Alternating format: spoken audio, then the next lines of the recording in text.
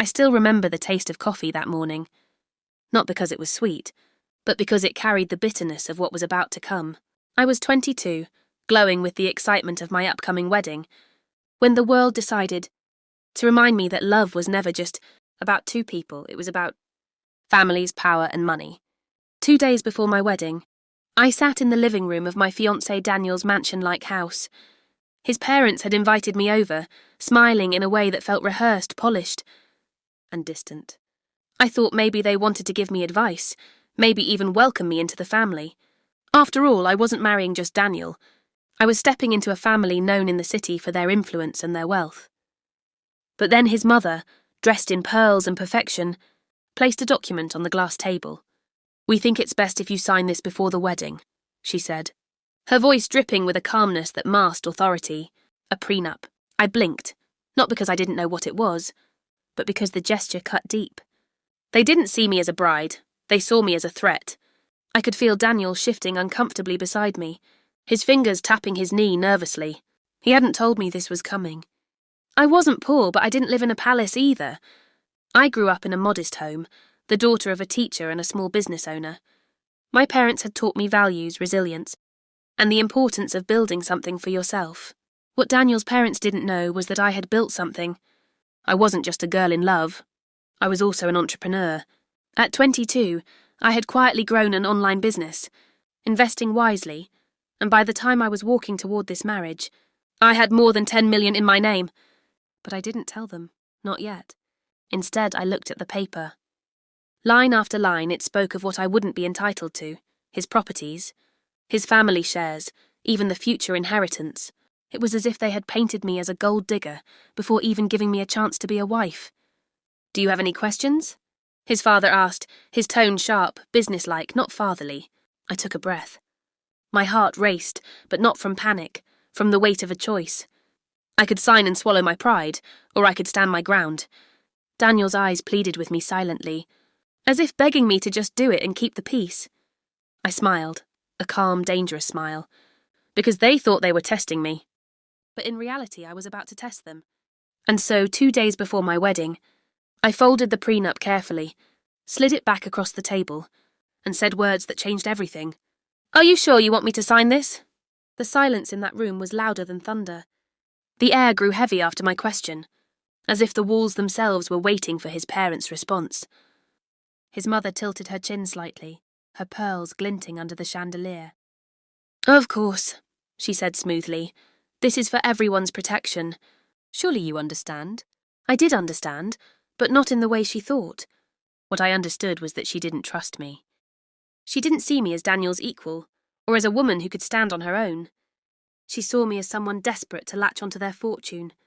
Daniel reached for my hand under the table, squeezing it gently as though to say, "Please, don't make this worse." But what he didn't realize was that I had no intention of making it worse. I intended to make it unforgettable. I leaned back, my voice calm, almost amused. "It's interesting," I said, "how contracts reveal more about people than conversations do." His father frowned, clearly unused to being challenged. "This isn't personal," he said firmly. "It's just business. But marriage isn't business. At least it shouldn't be." I wanted to laugh at the irony. Here they were, so protective of their son's assets, while I had more than enough to secure my own future. $10 million wasn't just a number, it was proof of my independence, proof that I didn't need Daniel's wealth to survive.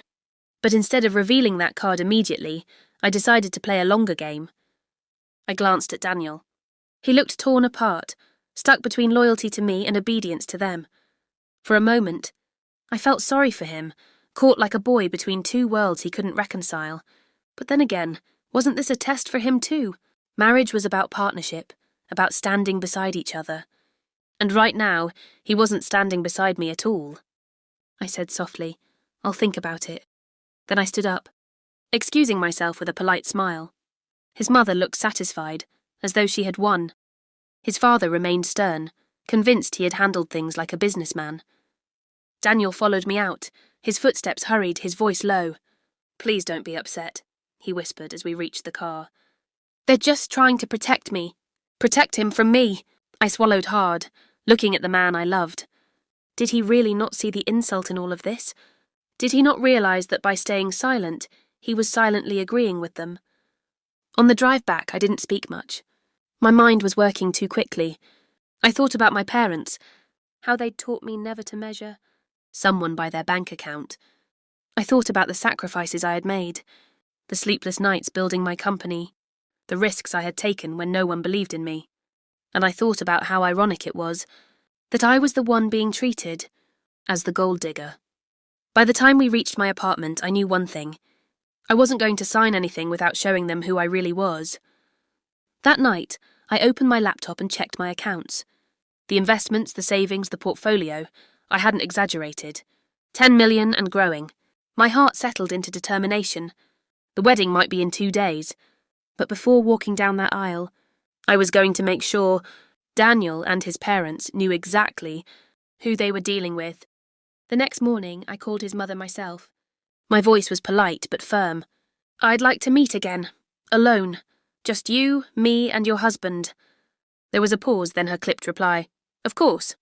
She thought she was about to corner me, but she didn't know this time I was walking in with fire. The second meeting wasn't in their grand living room this time. It was in Mr. and Mrs. Collins' private study. Heavy oak shelves lined the walls, filled with books that looked more like decorations than anything truly read. The silence was suffocating, broken only by the faint ticking of a golden clock on the mantel. I walked in wearing confidence like armour. At 22, most people still expected me to be naive, easily intimidated by wealth and power. But I had learned early that the strongest thing a woman could wear was not a dress, but her self-respect. Mrs. Collins gestured for me to sit. "We appreciate you coming," she said. Her words dipped in false sweetness. Her husband, more direct, slid the prenup across the desk once more. "We thought you might want to review it again." I didn't touch the papers. Instead, I placed a slim folder of my own on the desk. Their brows furrowed slightly. "What's this?" Mr. Collins asked. I smiled, calm and deliberate. "Something I think you should review before we talk about trust." For a long moment, no one moved. Then his wife opened the folder. Inside were financial statements, investment summaries, and business ownership certificates, all under my name. Her perfectly painted nails froze on the page as her eyes scanned the numbers. $10 million. The colour drained from her face, and for the first time, I saw her composure crack. Mr. Collins leaned forward, adjusting his glasses, rereading the numbers as though his mind couldn't accept them. You did this," he finally muttered. "Yes," I said simply. "By myself. Without a wealthy family, without inheritance. I built it. So before you assume I need your son's money, perhaps you should consider that I've never been after it at all." The silence that followed was delicious. For once, the power balance in the room had shifted, not in their favour, but mine. Mrs. Collins cleared her throat, her voice tight. "Well, that's impressive." But her tone betrayed her. This wasn't admiration. It was shock, maybe even embarrassment. She had tried to paint me as the girl who came for their fortune, only to discover I could probably buy my own mansion without blinking. Mr. Collins finally leaned back, exhaling sharply. "Why didn't you say anything earlier?" "Because," I said firmly, "I don't measure relationships in money. I wanted Daniel to love me for who I am, not for a balance sheet. Unfortunately, it seems you never saw me beyond one." The room stayed quiet. The ticking clock suddenly felt louder, each second marking the crumbling of their assumptions. I stood. "I won't be signing your prenup. Not because I can't, but because it insults everything I've worked for, everything I stand for. If you believe I'm here to steal from Daniel, then perhaps you don't know your son as well as you think." Their eyes followed me as I walked toward the door, heels clicking against the polished floor. Just before leaving, I turned back. "One more thing," I added, my voice steady. "When Daniel and I marry, I'll protect him with everything I have. But you need to understand something. I don't need him financially. I choose him, and that choice should mean more than any contract." With that, I left them in their silent study, the prenup untouched, their pride bruised, and their assumptions shattered. But as I stepped outside into the crisp air, I realised this battle was only half won. Daniel didn't know what had just happened, and I had no idea how he would react when I told him. When I returned home that evening, Daniel was waiting outside my apartment. His eyes were clouded, his hands shoved into his pockets, his whole body tense as if he had been rehearsing 1,000 conversations. "Where were you?" he asked softly, almost accusingly. I hesitated. Should I tell him the truth immediately, or let him reveal what he already knew? Because something in his voice told me his parents hadn't stayed silent. "I met with your parents," I said finally. His jaw tightened. "Without me?" "Yes," I replied. "Because this wasn't about us, it was about them." We walked inside and I told him everything. How they had pushed the prenup again, how I had placed my folder on the table, and how his parents had stared at the numbers as if they were staring at a ghost. I expected relief on his face, maybe even pride. Instead, Daniel sank onto the couch, running a hand through his hair. "I didn't want it to come to this," he muttered. "I never wanted you to feel like you had to prove yourself." My heart ached. "But you let them treat me like I was a beggar at your door, Daniel." "You didn't stand up for me." "Not once." His eyes lifted to mine, guilt swimming in them. "They're my parents," he said weakly. "I thought if you just signed it, things would calm down." I didn't want conflict. "And what about me?" I whispered. "Did you think about what it meant for me? About the humiliation of being told I wasn't good enough for your family?" He stood suddenly, pacing the room. "You don't understand. They've always been this way, controlling, judging. If I push back, they'll..." "They'll what?" I cut in. "Cut you off? Daniel, do you realize I don't care about their money? I never did. I don't need them. And if you did care, if you're marrying me just to keep their approval, then maybe you're not the man I thought you were." The silence stretched between us like a canyon. For the first time, I saw fear in Daniel's eyes, not fear of losing his inheritance, but fear of losing me. "I love you," he said finally, voice breaking. "I don't care about the prenup. I don't care about the money. I don't want to lose you." Tears stung my eyes, but I didn't let them fall. "Then you need to prove that, Daniel. Not to me, but to yourself. Because if you can't stand beside me now when it matters most, how will you stand beside me when life gets harder?" He froze, the weight of my words hitting him like a storm. That night, Daniel left without another word. I watched him disappear into the darkness, unsure if he would come back with strength or surrender. And as I closed the door behind me, I realized something I hadn't admitted to myself before. This wedding wasn't just about vows and rings. It was about whether Daniel was ready to choose me over the shadow of his parents. In 2 days, we were supposed to stand at the altar. But right then, I didn't even know if we would make it to tomorrow. The day before the wedding felt nothing like the fairy tale I had once imagined. My dress hung in the corner of my room untouched, its silk folds shimmering under the light. Yet instead of excitement, a storm raged inside me. Daniel hadn't called. He hadn't come back. Every hour that passed made me wonder if he was struggling to make a choice. Or if he had already made it and just didn't have the courage to tell me. By evening, my phone finally buzzed. A message from him. "Meet me at the park, now." My heart pounded as I rushed there, unsure of what awaited me. The park was quiet, the sun sinking into hues of gold and violet.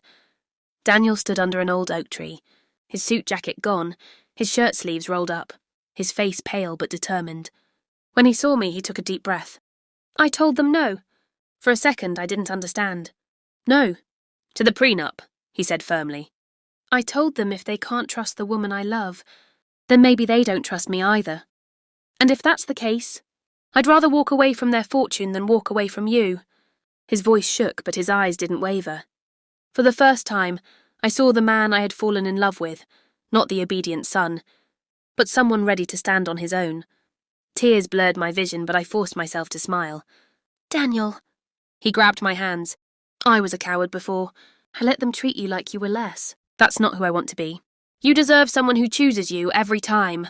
And that's what I'm doing now." For a long moment, we just stood there, the world quiet around us. Finally, I whispered, "Then we're ready. Not for the wedding, but for everything that comes after." But even as those words left my lips, a shadow loomed in my mind. His parents weren't the type to accept defeat quietly. If Daniel had truly defied them, there would be consequences. And I was right. The next morning, the day of the wedding, I received a call from an unknown number. When I answered, his mother's voice, cold and sharp, echoed through the line. "If you think you've won, you're mistaken. This marriage will ruin him, and when it does, Don't expect us to be there to pick up the pieces." She hung up before I could reply. I stared at my phone, my hands trembling, not from fear but from anger. They still didn't understand. This wasn't about destroying Daniel. It was about freeing him. As I slipped into my dress later that morning, looking at my reflection in the mirror, I realized something. This wedding wasn't just a celebration of love. It was a declaration of war, not against Daniel, but against the walls his parents had built around him. And I was ready to tear those walls down, brick by brick if that's what it took. The wedding morning arrived cloaked in tension. The church bells rang softly in the distance, but for me, their sound wasn't soothing. It was a drumbeat of battle. My gown shimmered as I stepped into the bridal car, veil tucked gently into place. Yet my heart wasn't focused on flowers or vows. It was focused on what would unfold when I walked down that aisle. Daniel was waiting at the altar, his eyes searching for mine the moment I entered. For the first time in days, I saw peace in his expression. He wasn't afraid anymore. He had chosen me. But just as I took his hand, the doors of the church creaked open. A hush fell over the guests. His parents entered, regal and cold, their presence heavy enough to dim the sunlight, streaming through the stained glass. Whispers echoed through the pews. They hadn't planned to come. Their absence was supposed to be their punishment. Yet here they were, striding forward, uninvited but impossible to ignore. The priest cleared his throat nervously, but Daniel squeezed my hand tighter. His father stepped forward, voice booming. "We have something to say before this farce continues." Gasps rippled through the room. My chest tightened, but I stood tall, refusing to let them see fear. Mrs. Collins sneered. "We gave you a chance to prove you weren't after our money. Instead, you parade your little fortune as if it makes you worthy of our son." The insult hung in the air, heavy and cruel. Guests shifted uncomfortably, some glancing at me with pity, others with shock. I lifted my veil slowly, my voice clear and calm. "You're right," I said. "Money doesn't make me worthy of Daniel, but neither does your approval. What makes me worthy is the love we share, the trust we've built, and the fact that I stood by him even when you doubted me." The crowd stirred, murmurs of agreement spreading. Daniel's grip on my hand tightened, his eyes shining with pride. But I wasn't done. I turned, addressing everyone present. "What his parents don't understand is that love isn't measured in contracts or bank accounts. It's measured in sacrifice, in loyalty, in choosing each other even when it's hard. Daniel chose me, and I choose him. That's all that matters." The room erupted in quiet applause, some guests nodding, others whispering, but all eyes were now on his parents, who stood pale and rigid, their authority crumbling in public for the first time. Daniel faced them, his voice steady. "If you can't accept my wife, then you don't accept me, and I won't live in a world where my family is my jailer." Silence. His father's lips parted as if to argue, but nothing came. His mother's face flushed with rage. And then slowly they turned and walked out of the church, their exit louder than any words they could have spoken. The priest, shaken but composed, cleared his throat again. "Shall we continue?" Daniel and I looked at each other, tears glistening in our eyes. "Yes," we whispered together. When the vows were exchanged, it wasn't just a promise between two people, it was a rebellion, a declaration that love had triumphed over control, wealth and fear. And as I kissed him under the vaulted ceiling, I knew this wasn't the end of the story. His parents might try again. The world might doubt us again. But from that moment forward, Daniel and I weren't just bride and groom. We were partners, warriors, a team built not on wealth but on unshakable love. And if his parents thought they had lost a son, they were wrong. They had lost the illusion of control.